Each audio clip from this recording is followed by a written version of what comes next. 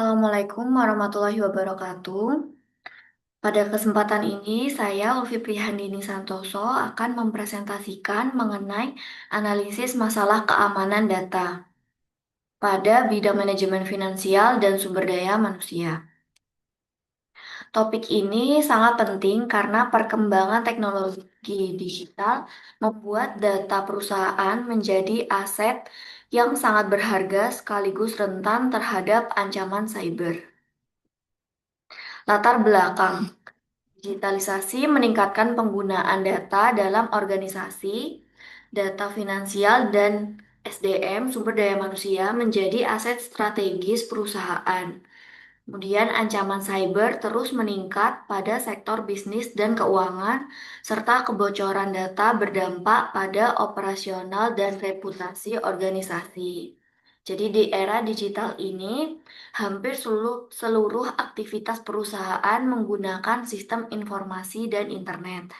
Bidang finansial dan sumber daya manusia merupakan dua bagian yang menyimpan data sangat sensitif seperti data transaksi keuangan, data rekening, gaji pegawai, hingga identitas karyawan atau pegawai.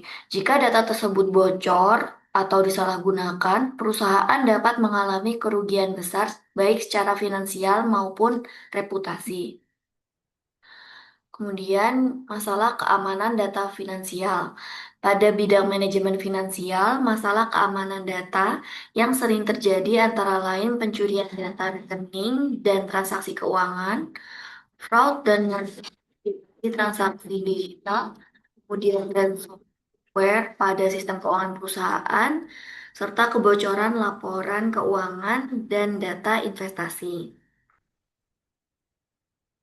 Nah, data finansial menjadi target utama hacker karena memiliki nilai ekonomi tinggi dan dapat digunakan untuk tindak kriminal seperti pencucian uang atau pencurian data. Selanjutnya adalah masalah keamanan data SDM atau sumber daya manusia. Nah, selain bidang finansial, bidang SDM juga memiliki resiko keamanan data yang tinggi.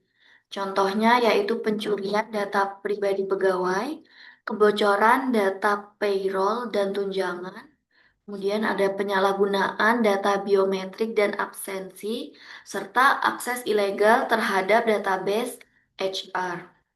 Nah, jika data pegawai bocor, maka dapat digunakan untuk penipuan identitas atau tindakan kriminal lainnya. Selanjutnya adalah ancaman cyber utama. Ancaman cyber yang paling umum terhadap perusahaan antara lain yaitu phishing dan social engineering. Phishing ini adalah penipuan untuk memperoleh password atau data penting. Social engineering yaitu manipulasi psikologis terhadap pegawai agar memberikan informasi rahasianya. Dan ada dan ransomware.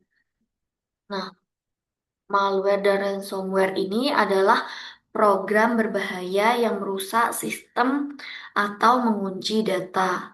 Dan selanjutnya yaitu insider threat dari pegawai internal. Nah, insider threat ini adalah ancaman dari orang dalam perusahaan itu sendiri. Kemudian ada serangan terhadap cloud dan database. Nah, semua ancaman ini semakin meningkat karena penggunaan teknologi digital yang semakin luas.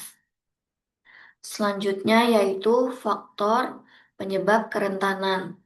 Yang pertama yaitu password dan autentikasi yang lemah. Kemudian kurangnya literasi keamanan digital, kurangnya pengawasan akses data, dan tidak adanya backup serta monitoring sistem. Selain itu, banyak pegawai juga yang belum memahami pentingnya menjaga kerahasiaan data perusahaan. Selanjutnya yaitu dampak keamanan data. Apabila terjadi kebocoran data, dampaknya sangat besar. Antara lain yaitu kerugian finansial perusahaan, penurunan kepercayaan pelanggan, dan pegawai, kemudian adanya gangguan operasional bisnis, serta sanksi hukum akibat pelanggaran data. Dalam beberapa kasus, perusahaan juga dapat kehilangan pelanggan dan mengalami penurunan pendapatan. Selanjutnya yaitu analisis risiko. Di bidang finansial memiliki resiko tinggi terhadap pencurian dana dan manipulasi transaksi. Sedangkan bidang SDM memiliki resiko terhadap penyalahgunaan identitas pegawai dan kebocoran informasi internal perusahaan.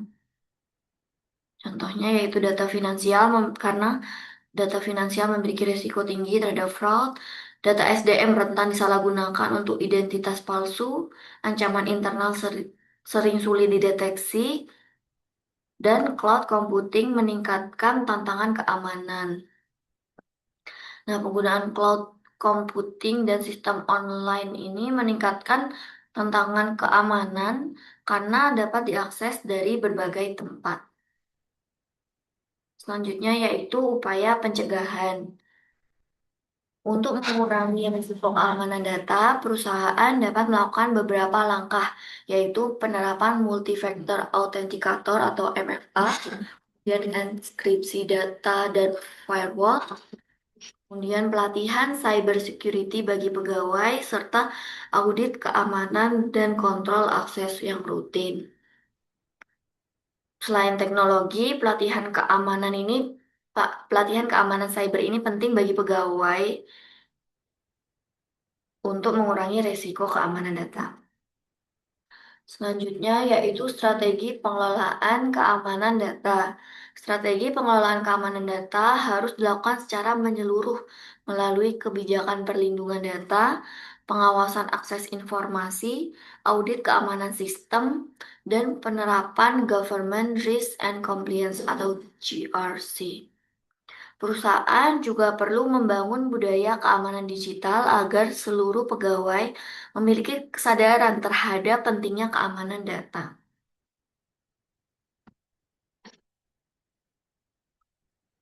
Selanjutnya yaitu kesimpulan. Sebagai kesimpulan, keamanan data menjadi prioritas organisasi modern. Kemudian bidang finansial dan SDM atau sumber daya manusia memiliki tingkat resiko yang sangat tinggi. Ancaman cyber dapat menimbulkan kerugian yang besar, serta diperlukan kombinasi teknologi, kebijakan, dan SDM yang kuat. Demikian presentasi yang dapat saya sampaikan. Mohon maaf apabila ada kesalahan kata. Terima kasih. Wassalamualaikum warahmatullahi wabarakatuh.